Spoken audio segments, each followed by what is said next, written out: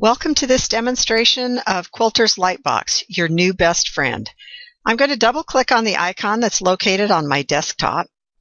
Quilter's LightBox is going to load.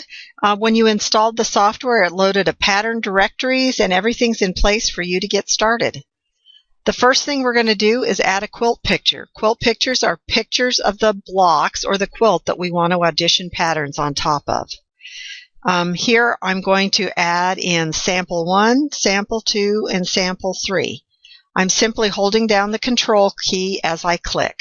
I'm going to click open, and I've now populated the quilt pictures area on the left side of the screen. Now I need to add pattern pictures or pictures of quilting patterns to audition on top of the quilt blocks. I click on the Add Pattern Pictures button, and it is going to take me to the last directory that I looked at.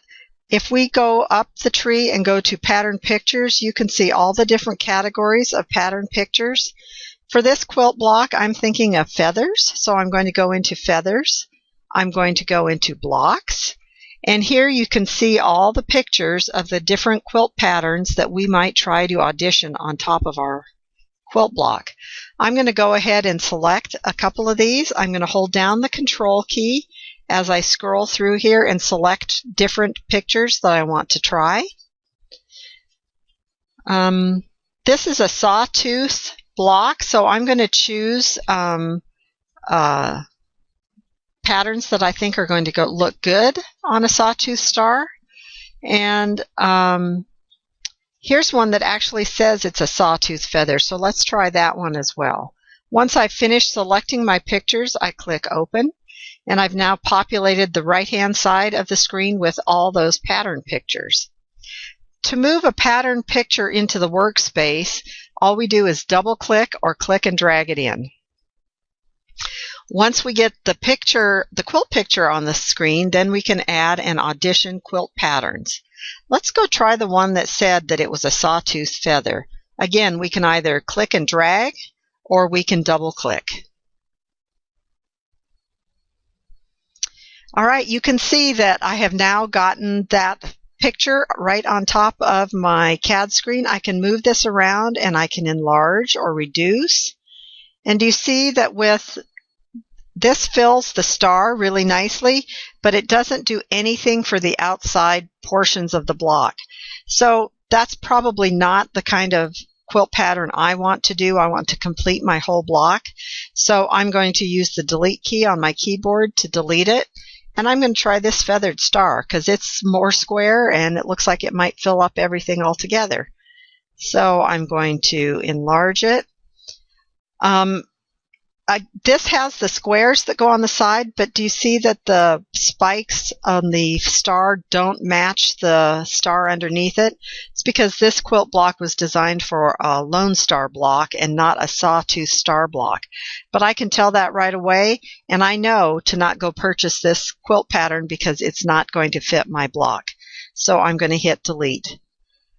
I'm going to try Dawn's Feather Block 2 next. And I'm going to go ahead and enlarge it. Oh, I'm liking this one. Look how nicely the star is filled out. I have motifs out in the corners and the triangles.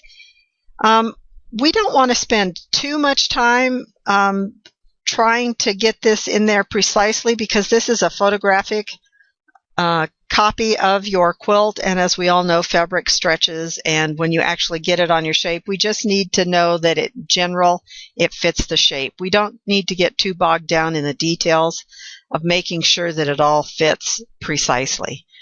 The next thing I want to do is say I'm not going to quilt this with black thread. Let's try a different thread color. I'm going to right click, change the line color. Let's try orange. All right, here's orange thread on that. I don't like the way the orange thread is disappearing in this white, and this orange is a little bright. So I'm going to right click again, go to line color, and I'm going to choose a custom color. I'm going to click here in the oranges, and I'm going to try to find an orange that's a little duller than this bright colored orange. That's much better. In fact, it's so close that it disappears off the star altogether. I want to go ahead and show this to my customers, see what they'd think about quilting this with orange thread. I need to name my project before I save the block. And then I'm going to right click and I'm going to save the block. Now I'm going to change the thread color again, and let's see what it would look like with white thread. All right, here it is quilted in white thread. Then it'll disappear, but it'll show up really nicely in the star. So I'm going to go ahead and save that block. I'm also thinking that it might be interesting to try this in the green or the purple or the blue. So line color, let's try blue.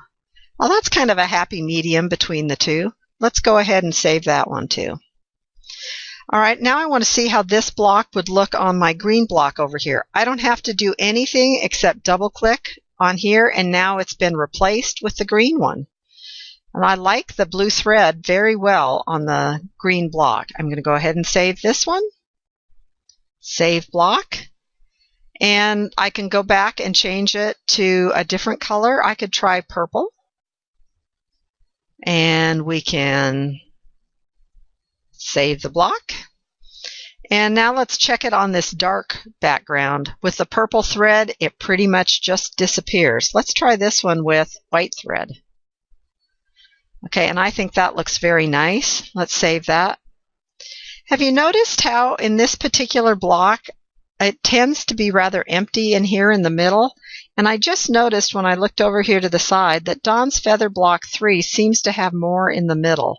I'm going to go ahead and remove that quilt pattern because I've already used it down here. And I'm going to double click on this one. And let's move it in. And this is much better. It fills in the center of my block better. I like this one better. Let's go ahead and save the block.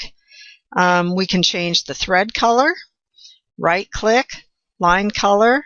Let's try that orange. We can save it. All right, and notice the newer ones are populating from the front. I can go back to white or black or any other color I choose. Go back with my orange one in this particular, with this block, and I can save it. Go back to my green one, and I can save that one as well. So I like these last three, and I like them with the white thread. So I'm going to click on this one, and I'm going to hold down the Control key and select all those three images, and I'm going to right click and I'm going to say Create Zip File. And in this zip file that's on my computer, I now have those three blocks, and I'm going to right click, Send to Mail Recipient, and I'm going to send this zip file directly to my customer. I'm just going to type in their email address, and I'm going to say, here are some ideas for your quilt. What do you think? Kim. And I've now sent them on to my customer. At the same time, I'm going back to Quilter's LightBox. I could click on Print, and I could print myself a picture of this. I'm going to go ahead and print it to a PDF file.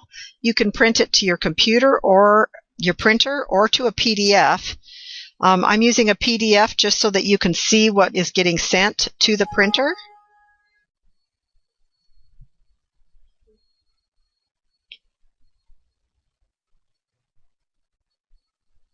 And it takes a little time to load. My Adobe PDF file has been created, and here is my PDF file. And you'll notice in the PDF file, it shows you the picture with the pattern on it, and it lists the patterns that you've used. I could now go to Sweet Dreams Quilt Studio and purchase Dawn's Feather Block 3 and know exactly how it's going to look in my customers' quilts. For more information, go to quilterslightbox.com, where you can purchase the software, and there's lots more questions and answers on the website. Thank you.